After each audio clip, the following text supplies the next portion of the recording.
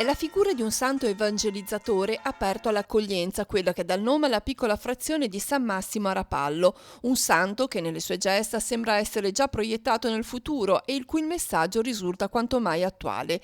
La comunità ogni anno si raduna per festeggiarlo, le celebrazioni sono state guidate da Don Pino Carpi, rettore del santuario di Sant'Antonio a Chiavari. Quando sono arrivati i barbari, la gente scappava da Torino e lui dice: ma come?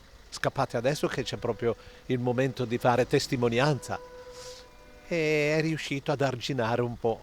San Massimo si è adoperato perché la gente di Torino diventasse accogliente verso quelli che arrivavano, mostrando un volto umano.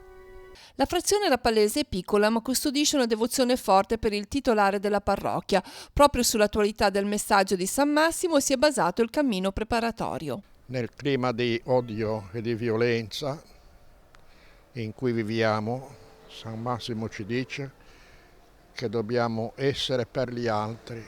Si è preso in mano l'organizzazione di tutta la comunità cristiana senza escludere gli altri, senza escludere quelli che non erano cristiani.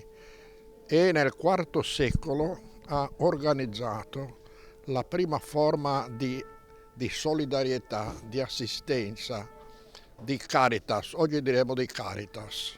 Ogni anno per la festa patronale la località rapallese si rigenera richiamando residenti e villeggianti. Il Comitato San Massimo affianca alle celebrazioni religiose i festeggiamenti civili improntati alla solidarietà. Uno dei due scopi che ha il nostro comitato è l'aggregazione, che magari con tutti gli impegni che abbiamo tutti i giorni non ci si vede mai, e il secondo è quello di fare della beneficenza a chi ne ha di bisogno.